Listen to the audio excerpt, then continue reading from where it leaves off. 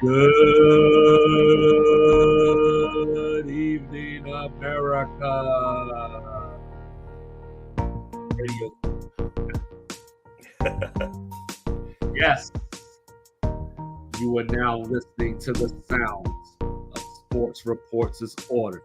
And even though March is over, April has slid into my DMs and said, I got championships for you.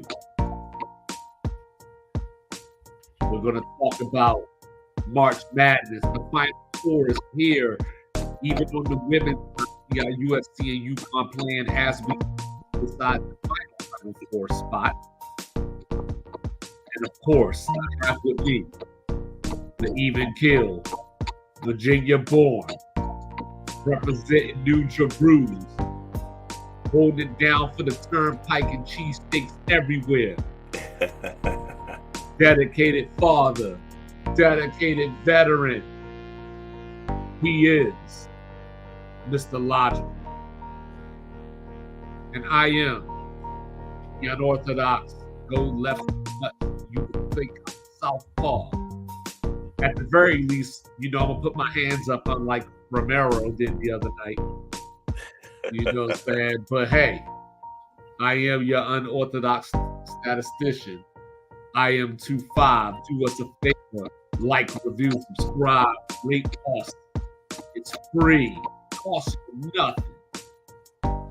Man, hook some brothers up. Appreciate y'all out there taking us over 20,000 views this past week. Yeah. Sports Reports is Ordered, live in effect. And here we go. We usually started off with Get It Off My Chest, but tonight we just gonna get into it because the Final Four is here. And it doesn't include Duke.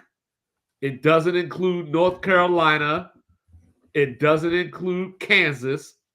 So I say that to say this is a Final Four for me. You forgot to mention a team.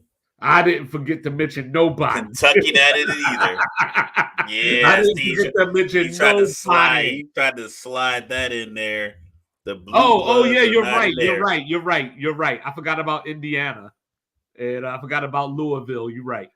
And Kentucky, yes. Yeah. I forgot about them. Drake's favorite team. Yeah. I forgot about them. But so here we are in the Final Four, Mr. Logical. What are your initial thoughts? Well, I love the bracket because it's one of those times where you just kind of openly admit how wrong you were, and people just kind of align with you. Everyone's all good. Like, I was wrong too. It's like when people talk about playing golf, like men just automatically, yeah, I suck at golf, but I like playing. It's like one of the times you can just be honest. It's like golf, bowling, and NCAA tournament, like the three things that men will openly say they got wrong. I was dead wrong on NC State. But what I'd noticed is that Duke probably should have sent some double teams. I mean, after your big man gets 6 dribbles a foot from the paint, maybe you run another guy at him. Just throwing it out there as an option. Zach Randolph body with the Olajuwon footwork. Man, he was slamming that dude like he was backing him down like he was Steve Kerr size. Kapowski, whatever his name was, out there playing like Kapowski. Out there playing like Kelly Kapowski. Hey, that's a top 15. That's a top 15 NBA draft pick. He was doing that. Man, that dude he 22 to 25 right now because he looked overwhelmed from the first bump, like from the opening post move by Big DJ. Granted, DJ is a grown man. Like, he went to college with John Morant. Right. He was like John Morant's class. John Morant and Zion. Yeah. Uh-huh. So, but yeah, I think just it's the same advantage that Purdue has because we think about basketball now as, from the 3-point line in. Well, Purdue and NC State doing it with 2 dominant big men. I don't know what you could do to stop Edey. Nothing.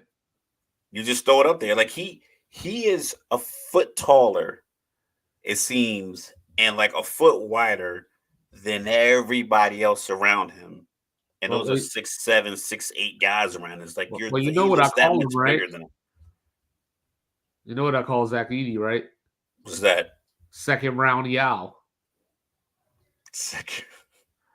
You know what I'm saying? I think he can fit in an NBA.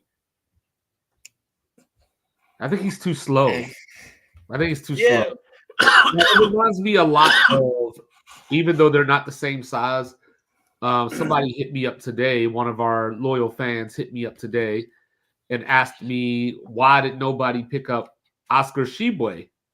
You know, he's a rebounding machine, came out of Kentucky. And I'm like, because he's 6'8", he has no range, he's not athletic. So even though he grabs a lot of rebounds, he's just too much of a mismatch on defense in the NBA today because of his lack of athleticism. You know, because we're done with the 80s around here. Yeah, I hear that, but then I also see a lot of teams going 16 and 66 this year. So I'm not sure. It's multiple teams out here Teams, with 20 something wins or less. So I don't know what their scouting department is doing, but whatever they're doing, they might want to switch it up and go get the 7'4" big I'm about to man fact check from Purdue. you because you know that we got 5 teams under 20 wins. Under 20 wins. I'm thinking in the 20s. How many in the 20s? We got in the 20s. We have 1, 2, 3, 4, and 2 of them have 29. Okay, so we got 4. So we got 10 teams under 30 wins, and we've played about 74 games. Yeah. And So of those 10 teams, 4 or 5 of them have probably been in that range for multiple years through multiple coaches. So whatever philosophy that Golden State's employing that's working, and whatever is working in Boston is not working in Charlotte. It's not working in Detroit. It's not working, not working in Washington. So maybe you guys try to change your mold. Because what are you hurting? I mean, it's not like you're sacrificing wins from the previous seasons because you got none. right. You're sitting on 16 to 20 wins. It's like, why not go out there and at least create a mismatch somewhere on the floor? Like, hey, this guy might not be fast, but like, it's not like it's a bunch of teams running out centers and giving the ball down low. Yeah. Yeah. So to piggyback off of something you said earlier, I got this stat here from Matt Schneider. And during the Elite Eight, 8 teams, 5 starters, so 40 starters.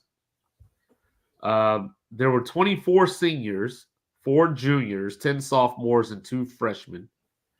18 of those were transfers. 16 of them were fifth-year players. So, your graduate transfers / COVID dudes. And then 12 out of the top 13 scorers were seniors. So there you have it. So I was thinking about this earlier. UConn sitting up here 35-3. And I was thinking to myself, they've only lost 3 times. There has to be a common theme within their losses. If they've only had, if they had 10 losses, maybe there's not a common theme. They got 3 losses. There has to be a common theme. And by George, I found it. What is it? You just need one of them to miss a game.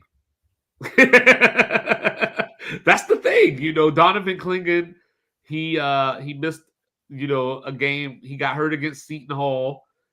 Steph Castle missed the Kansas game, and Clingan got in foul trouble against Creighton. So, you just need them to miss significant time. So maybe so I will say, Alabama has the firepower to scare UConn. They just have to be clicking, obviously, but they have the firepower. So, Illinois, for example, we saw them play UConn this weekend. Illinois averaged 86 points on the season, 85.7 to be exact. And UConn held them to 52 points. I saw something that said that they went 50 actual, real-time minutes, not in-game minutes, but 50 minutes. The world rotated for 50 minutes, and they didn't get a point. And it was well, it was a 5-point game at halftime, and then UConn went on a 30-0 run. But like, you can't get a free throw. Not Like not this you can't era get. of basketball because you're trying to catch up by shooting threes. But when the run was 8-0 or 10-0, and it's like, we got to get a shot to go in to stop the bleeding. Just go to the cup. Either you're gonna get a foul, you're gonna get a good layup, or maybe the help side defender comes over and your rebounder gets an easy putback. It's like, more things. Once again, like I said, with the whole NBA guys is saying, "Oh, I don't think this guy fits the game." It's like, I don't know if the coaches fit the game. You're telling me you couldn't get a single point? You're a young, athletic prime of your life, and you can't get to the bucket for 50 minutes, Not to be an the nerd. hour? That is a SVU episode. Ice-T then walked in the room, said something strange, walked out, came back in, case solved, and you still ain't got a point. Come Yeah, on, so man. Like, I don't care what good of defense you're doing. There's no defense that can stop a high pick and roll with a guy coming downhill, attacking the basket. There's going to be a foul. If you did it 4 possessions in a row, you're getting 2 foul calls for sure. So the Earth spins at 1,024 miles per hour. So over the course of that 50 minutes, the Earth spun 51,200 miles per hour total. Like when you add it all together. But I think Alabama has the firepower because, unlike a lot of the teams that UConn has played in the tournament, UConn can shoot. I mean, Alabama can shoot. We saw that against Clemson in the second half. And when they were down 13, Mark Sears came through. They have Latrell Wrightsell coming back, who's another 40-plus three-point shooter. He hasn't played since their second game of the tournament against Grand Canyon with his head injury, so he'll be back. So they got their version of Gordon Hayward. Yeah, Grant Nelson. So they can scare, UConn. If it's UConn Purdue for the national title, Zach Edey can neutralize and nullify the advantage that Klingon gives UConn at 7-2. So you at least have a body that matches up with Klingon's body. If they play NC State in the national title game, can NC State score enough to keep up with them? But they may not have to because of their defense. So if DJ can get Klingon into foul trouble, then you start on that layer that I was talking about pushing UConn into a challenge. So that in that scenario, that would be NC State beating Purdue and playing against UConn. Right. Okay. Yeah. I just think that what DJ was doing against Kelly Kapowski and Duke, he won't be able to do with Edey. He might be able to. Maybe you talk about like Edey's not athletic enough. He's not fast enough. Maybe he can get him a couple jab steps, but I don't think he's going to be able to pound the ball 6, 7, 8 dribbles and to turn it, over the shoulder, because Edey can be there. Because even if his footwork is off, if he can get to this position, if he can just lean and get his arm up, that's gonna at least block the rim for Burns trying to shoot that little fall away jumper. Where Duke, like I said, it didn't seem like they send the second defender that often. Like every time I was watching it, he was just dribbling like Jokic, like just dribbling the ball. And I don't know if they were worried about the shooters. Duke was on borrowed time because they weren't shooting the ball well. Even when they had the lead before NC State went on their run, Duke wasn't shooting the ball well. And then you had the game against Houston where Duke wasn't shooting the ball well and Houston's best player got hurt.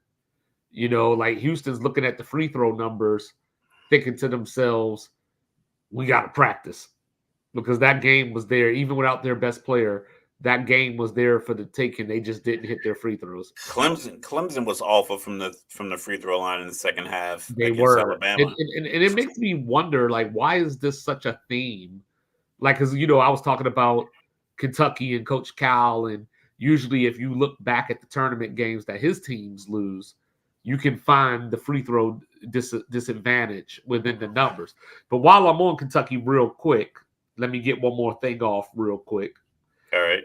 So Kentucky fans, including myself, we always talk about how Duke gets the easy region a lot. Okay. Well, this year Kentucky was in the same region with Duke. Now, since 2018, this is who has come out of Kentucky's region. Number 11 seed Loyola Chicago. That was the Sister Jean year. 5 seed Auburn, 8 seed North Carolina, 8 seed Florida Atlantic, and this year's NC State team. 2 of those teams, Auburn and North Carolina, beat Kentucky directly. So it just goes to show you, like, the madness is real. You can't predict it. NC State is now the 4th 11 seed that's made the Final Four with George Mason, VCU, and the third one is Loyola Chicago. Yeah. Yeah, those are the 3 that made the Final Four previously. So they're in rared air. But the difference is that they are a high major team, and when you look at, because a lot of people don't believe in destiny, a lot of people don't believe in Cinderella, right? But NC State came into the ACC tournament 17-14. They had lost their last 4 regular season games. They struggled with Louisville, who fired their coach after that game. The next game, they were down 3 to Virginia with an 85% shooter on the free throw line for Virginia, who misses the free throw. They grabbed the rebound and hit a double clutch bank shot to force overtime. They win. They beat Duke and Carolina back-to-back, in the ACC tournament, win 5 games in 5 days. And now here they are in the Final Four. So if that's not destiny, not saying that they're going to win a national title or anything, but if that's not destiny or if that's not something going on, I don't know what it is. I think we talked before is, like, we talked about, Illinois not being able to get a point for a 30-0 run, 50 minutes. But when a team is hot, like Alabama, it was 3 possessions. It was 3 possessions each, 3 for Clemson, 3 for Alabama. Clemson hit 2 threes, and Alabama hit 3. It was Auburn or Clemson hit a 3. Kid number 11, forgot his name, hit a 3. They ran that same action again. He got another 3, but Sears got a 3, and then Clemson came back, missed the 3. Alabama got back-to-back 3s, and the score, they still were down 9. So you come down 2 out of 3 possessions, get 3s, and then you go into timeout and you're down 9 because the other team knocked down 3 in a row. But it just feels like when the team is flowing and the shots are going in for that guy, when I get the ball, I'm letting it go because we're on a roll. He's hot. So if I miss, we get the rebound, you get it back to him. Right. But when you're a team like UNC Duke in that tournament against NC State, is like, well, we already know we're in. NC State is like scrambling and fighting for their lives to get in.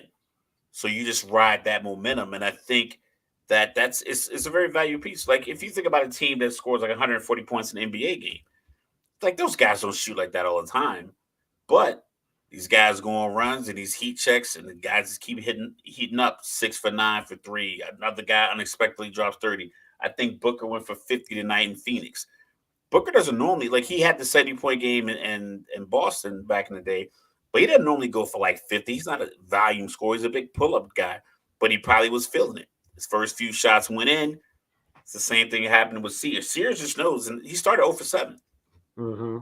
Didn't slow down because he knows I'm gonna get this off. This guy can't guard me. They're going under the screen, so he was just getting. I mean, he was shooting from like Caitlin Clark range. Shout out to Caitlin Clark. This is Caitlin Clark range. That's not Steph range. Clark the Shark range. Shout out to women's basketball, Sue Bird. You see the legend. But so when he was pulling up, I was like, I was literally on the couch screaming at the TV like it was game 7 because like I said, I didn't have a dog in the fight. I just want to see good basketball. And for like an 8 minute stretch in that second half, it just was fabulous basketball. It's like they just kind of figured out how to space the floor because it was kind of clunky and congested. Clemson was missing those free throws, so that was bad for them. But once they started like getting into that flow and they were going back to back and battling with the threes, shout out to PJ Hall from Clemson. He was doing his thing. Got a couple of bad foul calls on him. I thought it was a couple where like he got hooked. They called a foul on him, but those guys were out there balling. But Pringle inside was just he was just every time he was inside, he was getting an one. He just was finishing every play. And Houston ought to be ashamed of themselves. This is the second year in a row. Last year, the Final Four was in Houston. They lose in the Elite Eight. This year, the regionals were in Dallas, and they don't even make the regional final. You ought to be ashamed of yourself. And then when I look at it, you know, I see the same teams doing the same thing. So UConn had a couple of years in a row where they would lose in the first round, lose in the second round, and then they broke through and obviously won the title last year. Now I got my eyes on Arizona, you know, and I told you at the start of this tournament, once Arizona goes down, because they will go down every year, everybody, or you know, a lot of people pick Arizona based on talent, based on being in the West.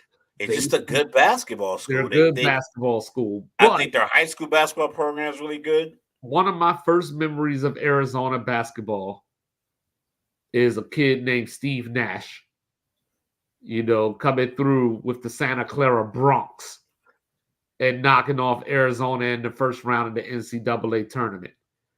And, you know, here we are over 20 years later or close to 20 years later, and these guys are still choking because you got Caleb Love, who I told you was going to choke, going 5 for 18 and 0 for 9 from 3. Like, it's okay to have a bad game. But come on, Caleb. You got to get a good shot. Like, you guys are, like I said, you've been playing for a while. I don't know. It just, if you're going to get that many shot opportunities, it just seems like 0 for 9. Yes, that's a bad look. Right now, UConn's up 10 on USC. Mm-hmm. Number one USC. Juju Watkins at the line. Yeah, Jaden Bradley is turning into the shot maker for Arizona. He's the one. He only averaged 7 points this season, but in the tournament when they needed a big play, he was the one that came through for them. But speaking of the women's tournament, you know, obviously, shout out to the Iowa Hawkeyes, you know, joining South Carolina and NC State in the Final Four. You know, both schools. Yeah, both schools. What was it? Minnesota State Division II men's and women won the national title. Yep. So is UConn gonna pull it off this year? Is NC State? Yeah. So the winner of this game is gonna play Iowa, who just took care of LSU right before we came on here. And you know, but looking back at it, I know last year the talk of the tournament was how much better the women's tournament was than the men's tournament. And this year, I'm going to just say not so much, you know. So it depends on what you value. Because I don't know what better is. I think for one, I don't know why we need to compare it.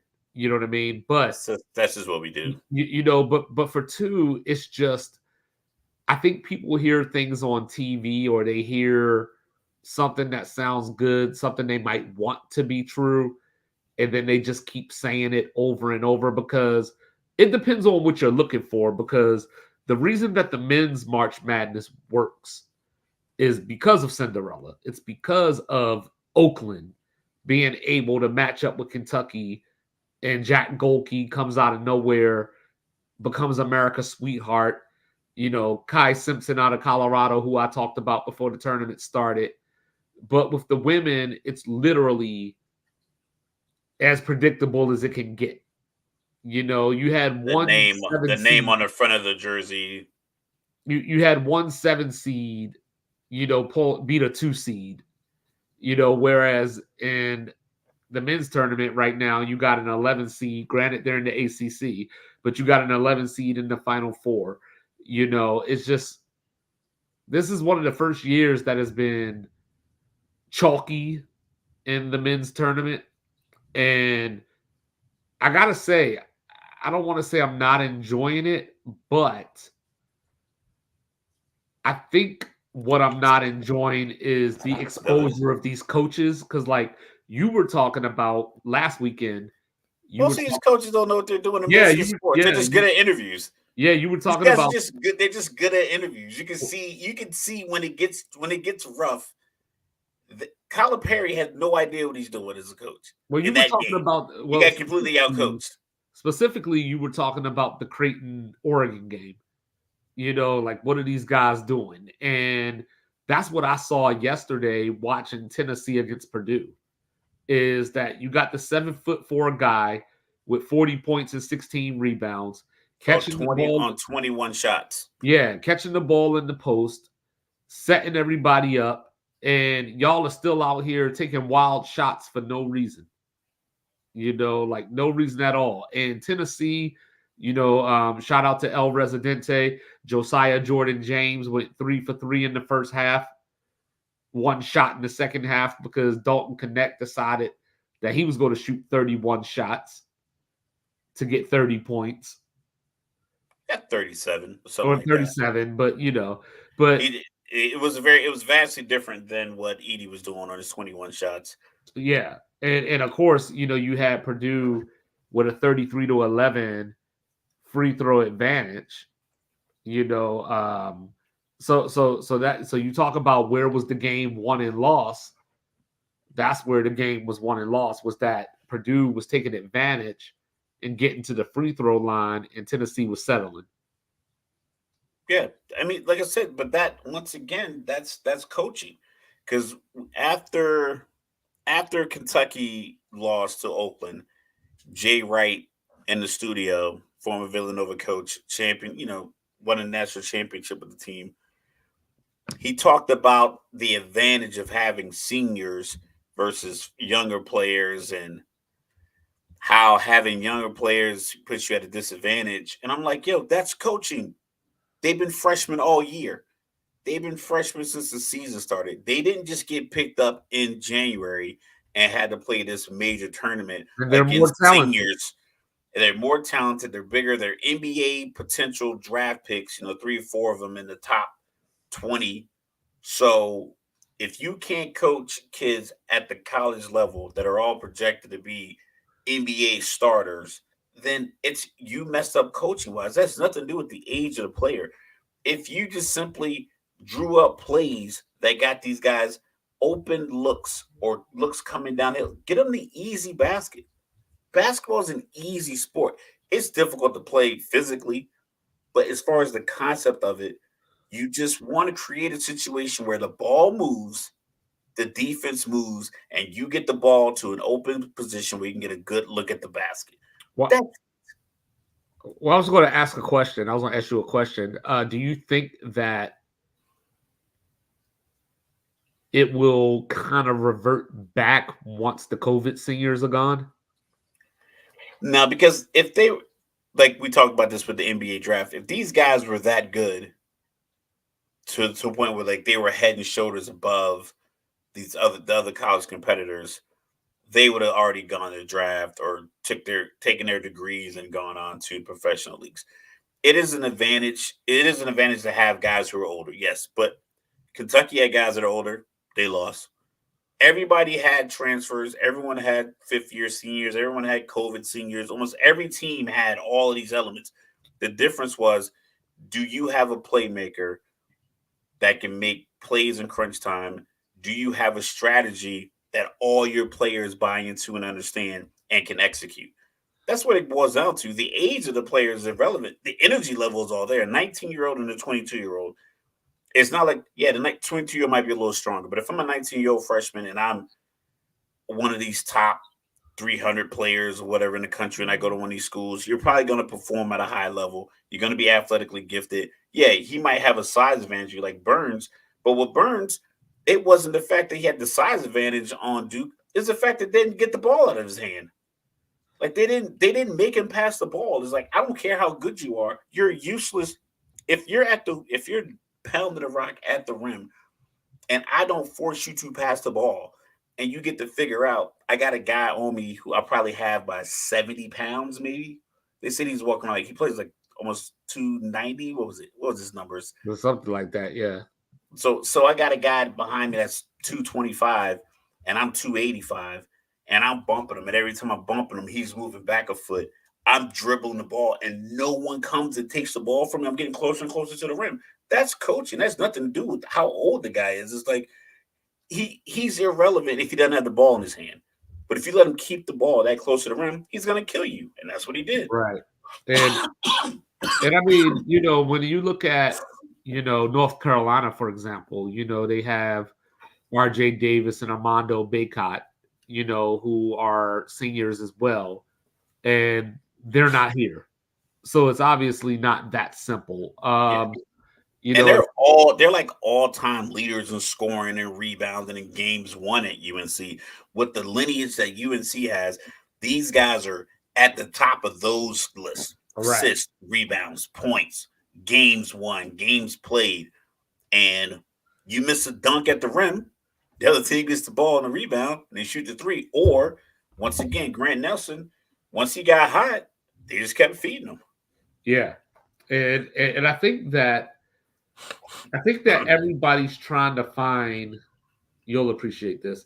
I think everybody's trying to find logic where there is none. Like it just happens. Whatever happens on a given night just happens on a given night. You can try to find trends, but even within those trends, there's like, okay, so you got UConn, they have Tristan Newton, who outside of Zach Edey may be the best player in America, but it still doesn't work without the young Donovan Clingan, who sat behind Sanogo last year, got some experience, and here we are now. Like UConn's defense might be even better this year without Sanogo because Sanogo was in that Oscar Tshiebwe build, whereas like you replacing him with a 7'2" guy, that's altering shots and changing what the defense, what the offense is doing. Yeah, so, but most of the defense is effort. Like, yeah, if you have a huge anchor in the middle of the shot blocker, but most of it is effort. It's like if you have guys who can play to whatever your defensive strategy is, but there's only nothing you can do with that. We talk about Caitlin Clark tonight against Haley Van Lith. Haley was trying her heart out. Right. She was jumping under the screen. She was going over the top of the screen. Caitlin was like, listen, I'm going to let this thing fly from 27 feet. Yeah, Caitlin was just, what do? That's all. You just throw your hands up. You know what I mean? It's like guarding Steph. You might look up one of these days and Steph might be 2 for 12 from three. You didn't play good defense. You just missed 10 threes. You just missed shots. Like and Pat Bev, when he talked about KD, he was like, we tried. Like, I promise you, like him and Lou Williams, like, we tried. Yeah. I promise you we tried. It's just that's Kevin Durant. Like, and that's what happened with Alabama the other night because against UNC, it was Grant Nelson. But against Clemson, it was Mark Sears. So, it just depends on whose night it is. But UConn has shown us that if you punch them in the mouth, they're going to start throwing forearms, because San Diego State came out early, rematch in the national title game, played them pretty well until Ledee got in foul trouble. And then at some point, before you could blink, what was a 4-point game was 17. They just overwhelm you because it happens in such a barrage. And I'm sure that it helped playing in Boston too. That didn't hurt. Yeah. But that can be overwhelming. Just playing at home, playing close, playing to where people at school can come see you. I was looking back, a few of UConn's Final Fours and tournament success, Elite Eights, have been in Arizona, have been in Phoenix, and this Final Four is in Phoenix. So we'll see what happens. Are they playing at a basketball stadium, or are they playing at like a basketball arena or a football I want to stadium? say they're playing at the Suns Arena, Okay, because I or remember are they years. playing at the? Are they Well, playing at usually they play at the domes. That way they can get more people in there. Yeah, and I remember they had one in Houston, Yeah, and I they had it believe, at the Texas Stadium last year. yeah, the some of the players are talking about it's hard to get like depth perception on the Yeah, the sight rim lines. Yeah. because it's just you got a whole stadium Well, behind the well, rim that's why it's versus like always having a hard. wall. That's why it was always hard back in the day when people had to go to Syracuse Because and they used to play in the Courier at Dome. no, Yeah, and they had that same problem. Yeah, so it is at the Cardinal Stadium. is that the G? That's not what is it? It The used to be State called Farm. It's at State. State It's Farm. still State Farm. Yeah, Okay. yeah. So that's where the Final Four is. But yeah, so is there going to be some of that? Because Jordan Hawkins ain't walking through that door this year, but they do have Alex Caravan, who was one of the tournament heroes last year. But you wonder, because of everything that I said earlier, how does that affect Alabama? You Because think you think UConn blowing people out these last few games is going to put them in like this lull to where they come out too slow against Alabama? They're I don't down think so. 17-4. I don't think so. I don't want to do the hyperbolic thing. I don't want to do the hyperbolic thing. But Hurley kind of reminds me of Nick Saban in that way of we're up by 20, but I'm still not sasatisfied. Yeah, somebody else, I heard a pundit say the same thing. It's like he's like, I bet you Hurley was yelling at those guys that entire run when they had that 30-0 run. He found something, a Yeah, bad pass or an ill-timed shot, or someone got an open shot, and like yeah. he'll find something And to and get he's on his always guys about. constantly, even when they're up, he's constantly on the refs. Like he's constantly in the ref's face. He's outside of the box, not getting a tech, even though they gave the NC State coach a tech. And last night after our conversation about sports being rigged and whatnot, when they called that tech on NC State's coach, I said, "Here we go. The Duke train is coming." I don't think I had the volume up because we were playing music.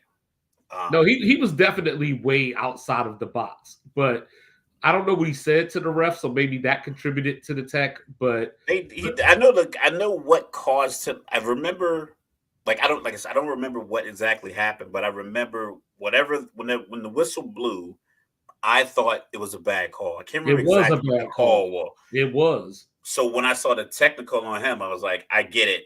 But like I said, I had the sound down because we were Right, playing music. right. But I remember when I saw it, I was like, that was a bad call. And then when he got pissed off about it, I was like, okay, you got the tech. But I'm like, maybe it's one of those things that amps your team up. But it sounded like from listening to the broadcast, it sounded as if the tech was more based on where he was on the court. He was outside of the box, so they called the tech. That's such a ridiculous, because if you think about it, if I'm focused on what's going on and I'm walking with pace or any kind of emotion, I'm gonna just go. Like, I'm not gonna be looking at this line when it's a dead ball and it's like I want to say something to this ref and that person's 40 feet away. And I think that's I'm the gonna walk. thing. But it's I like think I'm gonna that's I'm the gonna thing. yell Yeah. at you from the box. You could give me a tech in the box for yelling at you. So like, what the fuck is the difference? But I think that's the thing is that like there's usually a rhyme and reason to it, where usually they'll give you a warning first, like they'll tell you like get back or whatever.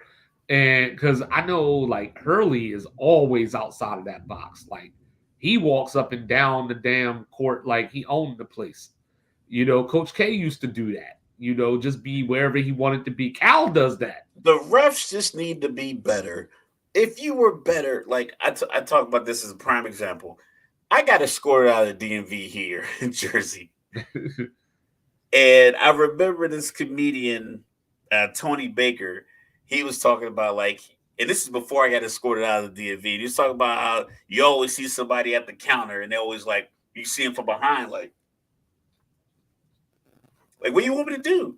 But I was like, I got escorted out of the DMV by an armed guard. Guy had a gun on him, multiple armed guards. I'm like, yo, don't you think it's an issue with the way you guys are running this facility? If you need someone with this many people with guns, I can go to the bank right now. Everybody needs and or wants money.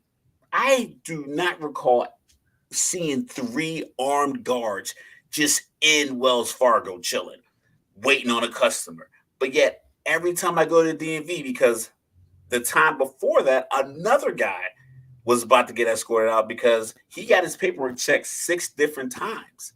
And it's like, yo, you got to improve your process. So when these referees and these leagues come up with these stipulations, you can't say this or if you can't say that. I'm like, well, are you going to say something to them when they blow calls, when they give technicals for no reason, when they give technicals to a coach for one thing but not the other? Because that doesn't seem to happen. It just seems to happen that these refs get more and more empowered, more and more emboldened. And then when you call them out, like, yo, he did not touch him. Then you got the replays, and they go to replay. They don't change it. Like the whole pass interference we talk about the NFL was like it was pointless because in slow motion it looks like pass interference because every single play is this they're just grabbing at each other's arms. Right. So it's like, oh, well, I threw the flag and he did grab his arm, so yep, penalty stands. It's like, well, I guess that's the one thing you got to give Draymond. Like he definitely earns his text. But yeah, we're here. The Final Four is here. UConn is up 5 on USC in the fourth quarter with about 8:21 left. So let me ask you this question before we get out of here. We talk about how we don't think sports is rigged, but we do think that the execs or whoever at the TV stations prefer certain outcomes. So if you're a TV exec, do you want the UConn brand or do you want the new star Juju in the Final Four? for his women basketball, Yeah, like as far as like the Final Four right now, like I got Caitlin Clark. Yeah, so if USC win or whoever wins this game plays against Iowa, so do you want the Juju Caitlin matchup or do you want Iowa against the brand UConn? I'll take either because I already got Caitlin Clark. Because I have Caitlin Clark. You got South Carolina on the other side. I got South Carolina going for the undefeated season. I got that storyline locked in. I got Caitlin Clark already locked into the Final Four. Now, if you give me UConn, I got Gino Auriemma trying to get his 12th ring. I got the UConn icons. Then you got to think about all the iconic UConn women's players and the men's players because the men are in the Final Four as well. How many of them, how many stories you can tell, how many little pseudo documentaries you'll put on ESPN to promote it. Diana Taurasi, Sue Bird, Rebecca Lobo, Maya Moore, all these legends that, all these battles. And you recall the Tennessee, Connecticut battles. So you could do all of that. But then with USC, you have the fabulous freshman. You can, like Dame Lillard put a tweet out comparing her to Melo. Like, yo, give her the ball. She's Melo at Syracuse as a freshman. Give her the ball. And then you got the Cheryl Miller back-to-back national champion. So you have everything you need in this Final Four for the women. Like your gumbo is made with just either shrimp or chicken. Like you're good to go. It's still gonna be good gumbo because you have everything you need for drama, and you have the faces. But the men's game doesn't have the faces. I was going to say on the men's side though, you gotta want UConn Purdue, right? I think NC State making the run story built in. Purdue coming back from losing to 16 seed a year ago. That story's written. UConn is UConn. Bama being this quote unquote powerhouse of athleticism. Couple, if you add the football, I believe the women's softball team is normally pretty good as well. So like these events that they have on these tournaments all the time, I think the stories are good, but with the men's tournament, you have the school being the story, not the players. Whereas the women's tournament right now, you have the individual, you have names that you follow. Like with UConn, you got Paige Beckers on the floor, but you got Gina REM on the bench. Mm-hmm. Don Staley, South Carolina, not really the players, not really following them too much because they're not really marketed as individual players the way Caitlin Clark's in multiple commercials. Angel Reese, her brand is in Dick's Sporting Goods. Paige Beckers is everywhere, so you see them all over social media. You see them like I saw 2 commercials. She was in Caitlin Clark was in a Comcast commercial and a State Farm commercial, like back to back at her, her college basketball game. So, but with the men's, you just have the whole story of Purdue and their resurrection, and like I said, UConn just being an icon. Trying to do what Virginia did, lose to the 16 seed and win the national title. All right, so quick story time before we get out of here. You know what I'm saying? So here you go. Who's Danny Hurley's brother? Bobby Hurley. Bobby Hurley. So Bobby Hurley was the head coach at Rhode Island. He had this guy under him as an assistant named Nate Oates. And then he goes to Buffalo, takes Nate Oates with him. Bobby Hurley gets the job at Arizona State. Nate Oates takes over at Buffalo. Buffalo becomes this scary team that nobody wants to play. Nate Oates, head coach at Alabama, going against Bobby's brother in the Final Four. There you go. That's your story. Like sports just has a way of writing its own poetry. It's more enjoyable than people make it out to be, because I know we have a lot of these shows where people are just arguing stuff. And I said, you and I, we pride ourselves on just having a good show, a good conversation based around sports. Yeah, and we still mix it up. We mix it up because, you got to make a pick. Like, I'll pick this team, you pick this team. But I won't be like, who had a quicker release, Dan Marino or Jared Goff? It's like, come on, like, I'm not arguing that. I'm not arguing that for 20 minutes when it's like, it doesn't do me any good to come with the answer. Yeah, and but yeah, so we got that storyline. We already covered the NC State Cinderella storyline. They're not Cinderella because they're in the ACC, but and then you got Purdue trying to overcome and do what Virginia did. So it just writes itself, especially if we get Purdue UConn, because you got UConn going for the first repeat since 2007 against the team that lost to the 16 seed last year. So it just all kind of writes itself in a way that would make you think it's rigged. Nah, like if I'm a rig it, like I don't know. I've said it a long time ago. If I was going to rig college basketball, I got to get a Duke North Carolina national title game. You know what I mean? Like you got to have a Duke North Carolina national title game, because it's the best rivalry in college basketball. They've only played once in the Final Four, or once in the NCAA tournament, which just happened to be in the Final Four a few years ago, which just happened to be Coach K's last game. North Carolina beat them a few weeks after Coach K coached his last game in Cameron, and North Carolina beat them there. Like you can't make this stuff up. Like, this is just sports. Yeah, speaking of sports, we got UConn, USC, Paige Beckers for 3, miss, rebound. Oh, the refs are just butchering this game. Yeah, 63-60 I got with 5:28 left. So Thursday, we'll be back. The NBA playoffs are approaching. It is April. So, of course, we're going to talk about the playoff race. We're going to talk about expectations headed into the playoffs. We're going to make our Final Four picks. We're going to have Get It Off My Chest and much, much more. So thank you, everybody, for your support. Thanks for tuning in. Thanks for the love. Thanks for getting us over 20,000 views. Really appreciate that on YouTube. Wonderful, wonderful, Like I wonderful. said, we will see you in a few days. Until then, make sure grandma doesn't bust her hip, so she can party with us.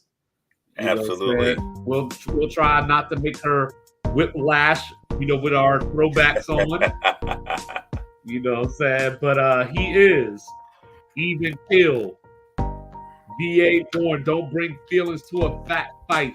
Don't do it. Logical. I am the unorthodox, not southpaw, but you might think I am. 2-5. And we'll be back Thursday. Have a good rest of your week. Be on the lookout for 2-5 Daily. We love you, America.